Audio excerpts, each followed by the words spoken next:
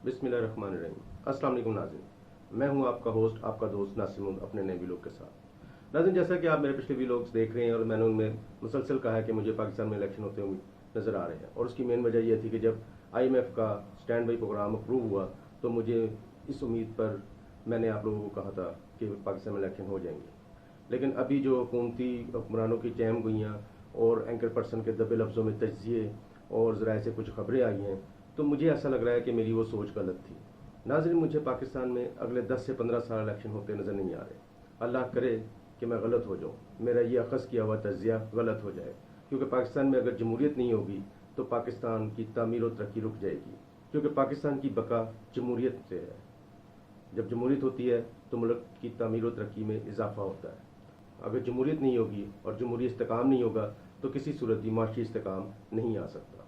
नाज़रीन, ये जो कुछ हो रहा है इसके ज़िम्मेदार ये 14 जमाती हुक्मरान इत्तेहाद है। ये जब से इक़्तिदार के घोड़े पर बैठे हैं, इन्होंने कानून की चाबक की बजाय अपनी मर्जी की एड़ी लगाकर इस घोड़े को भगाया है। अगर ये लोग वक़्त पर KPK और पंजाब में इंतखाबात करा देते तो शायद आज मैं ये भी लोग बनाने के लिए यहाँ ना बैठा होता और आपको ये बुरी खबर ना दे रहा होता अपने तज्जिए की बिना पर, अपने अखज़ किए हुए तज्जिए की बिना पर कि पाकिस्तान में 10 से 15 साल इलेक्शन मुझे होते नज़र नहीं आ रहे। इस 14 जमाती इत्तेहाद ने अपने हाथों वो दरवाजे खोले हैं कि अब ये चाह कर भी उन दरवाज़ों को बंद नहीं कर सकते। इन्होंने पहला दरवाज़ा उस वक्त खोला था जब 9 अप्रैल को डिप्टी स्पीकर की रूलिंग को उठाकर पार्लियामेंट से बाहर अदालत आलिया में ले गए थे। दूसरा दरवाज़ा इन्होंने 25 मई को PTI पर जुल्म सितम करके इब्तिदा कर खोल दिया था, और तीसरा दरवाज़ा 9 मई के वाक़ये को जवाज़ बनाकर PTI पर पाबंदी लगाने और उनके जुल्म सितम की इंतहा करने पर खोल दिया था। चौथा दरवाज़ा KPK और पंजाब में आइन और कानून के मुताबिक वक़्त पर इलेक्शन ना करवा कर इन्होंने ऐसा दरवाज़ा खोला था कि जिससे पाकिस्तान का आइन और कानून रोन डाला गया था, जबकि सुप्रीम कोर्ट का हुक्म भी उस पर आ गया था और इन्होंने नहीं माना था। इन अकल के अंधों को ये बात समझ ही नहीं आई कि इस तरह करके ये PTI का रास्ता शायद रोक सकें या ना रोक सकें, लेकिन आने वाले वक्तों में यही दरवाजे जिला वतनी, जिंदान और सियासत से महरूम कर देंगे। नाज़रीन, ये प्लान जिसने भी बनाया उसने बड़ा कमाल प्लान बनाया। मैं यहाँ पर आज पहली बार जनरल बाजवा साहब को क्रेडिट देना चाहूँगा कि उन्होंने इस 14 जमात पाकिस्तान की मेन स्ट्रीम लाइन की 14 जमातों की सियासत को हमेशा हमेशा के लिए दफन कर दिया है। ये पाकिस्तान की कुल जमातें हैं, इनसे अगर कोई जमात बाहर है तो वो अभी तक PTI है। बेशक PTI से तोड़कर एक जमात इस्तेकाम पाकिस्तान बनाई गई। इस 14 जमाती इत्तेहाद में एक जरदारी सब पर भारी नवाज शरीफ साहब जो किसी पे एतबार नहीं करते, और 73 का आइन का अलाप अलापने वाले मौलाना फजल रहमान साहब थे। उन सब की सियासत को एक ही पल में दफन कर देना, ये सीधा सीधा एक बहुत बड़ा क्रेडिट है जो कि जनरल बाजवा को जाता है। इस इत्तेहाद में और इस डूबने वाली पार्टियों में जो शामिल हैं वो पाकिस्तान की कुल पार्टियां शामिल हैं। ये 14 इत्तेहादी जमात में पीपल्स पार्टी, नून लीग, असफंदियार वली, बलूचिस्तान की पार्टियाँ, क्या कहते हैं MQM और बहुत सी दीगर पार्टियां शामिल हैं।